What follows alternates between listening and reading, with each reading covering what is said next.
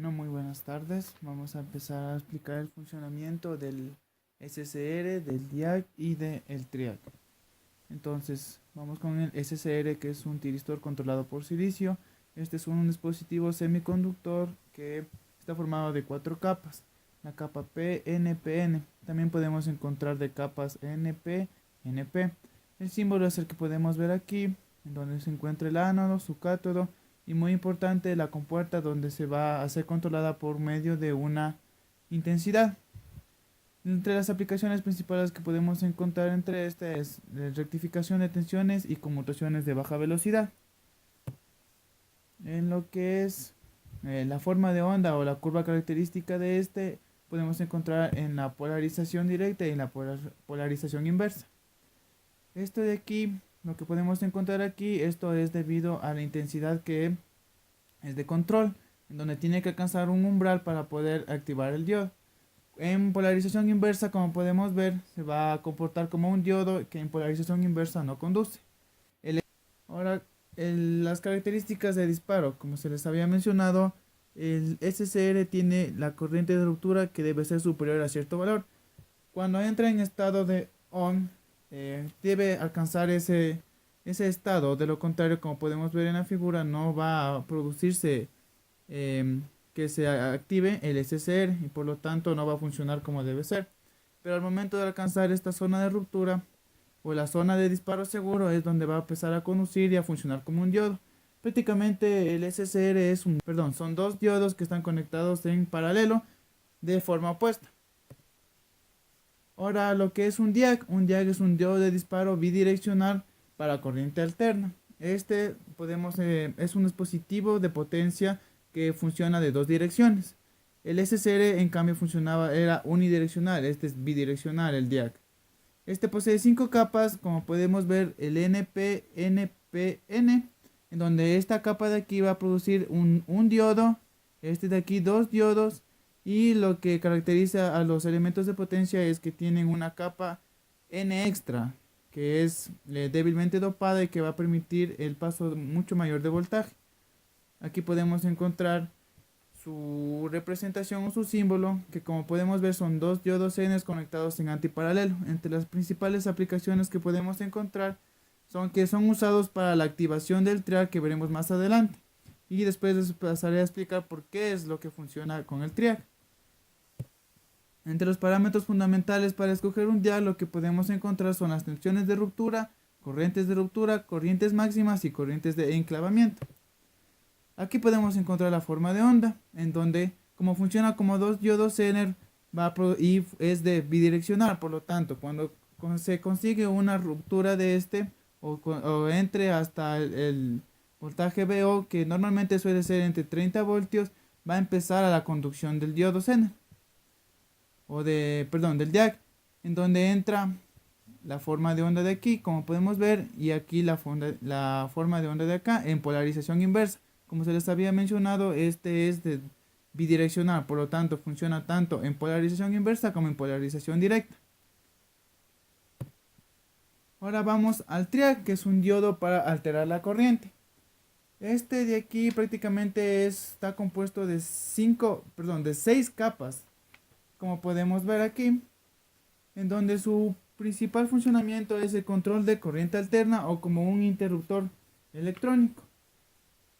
Entre las características es que es bidireccional y que permite el paso de corriente de ambos sentidos.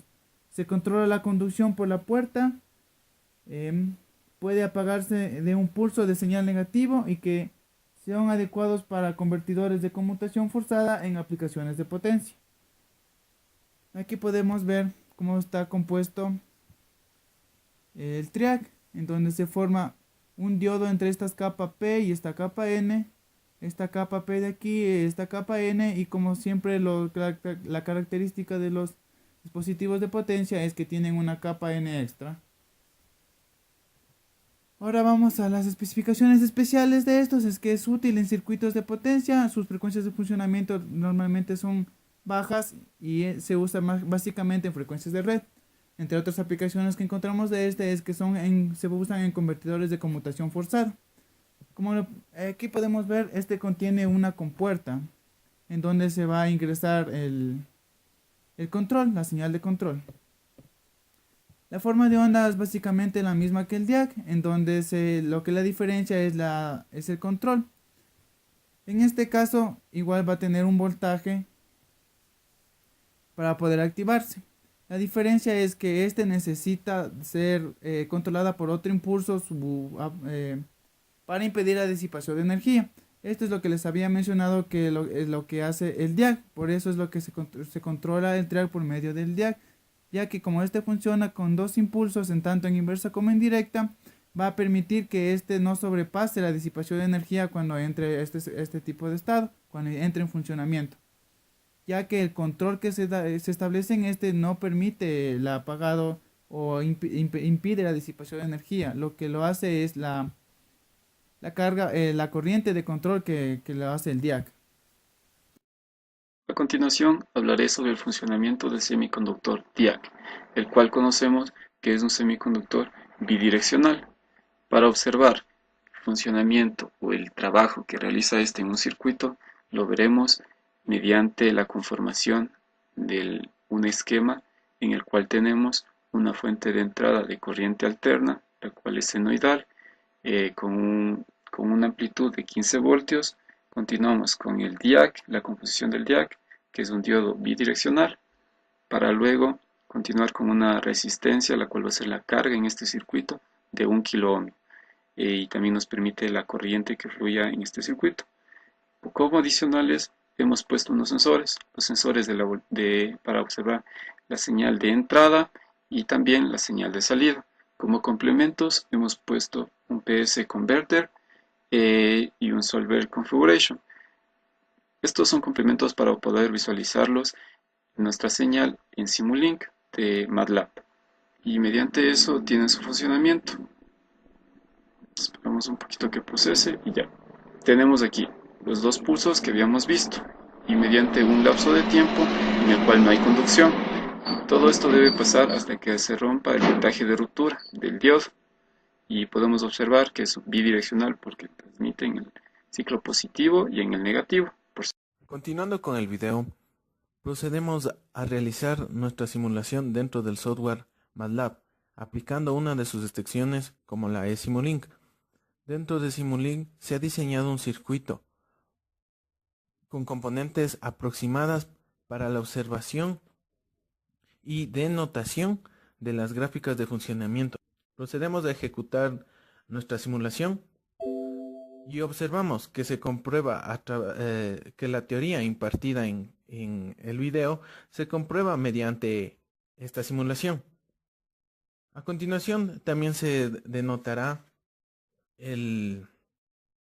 la graficación de disparo del triac. El triac de igual forma son dos tiristores, el uno que se encuentran en paralelo. De igual forma se analizará el voltaje tanto de la entrada, de la salida y del voltaje de cátodo a ánodo, para lo cual procederemos a ejecutar de igual forma el disparo dentro de Simulink. Como se puede notar, las gráficas son reales. Como primer punto, se deben tener en cuenta los siguientes materiales.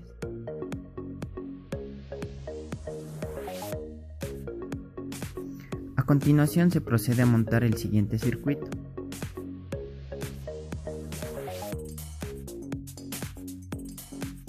Una vez teniendo el circuito montado, se procede a conectar una fuente de alimentación y un multímetro para observar el comportamiento del SCR.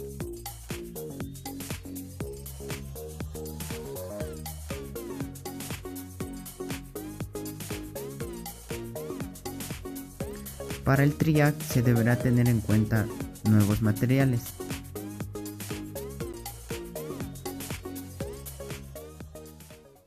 Procedemos a armar el siguiente circuito.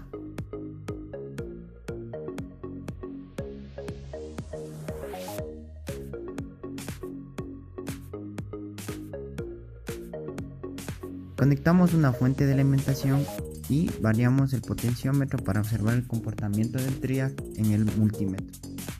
Conectamos una fuente de alimentación y variamos el potenciómetro para observar el comportamiento del triac en el multímetro.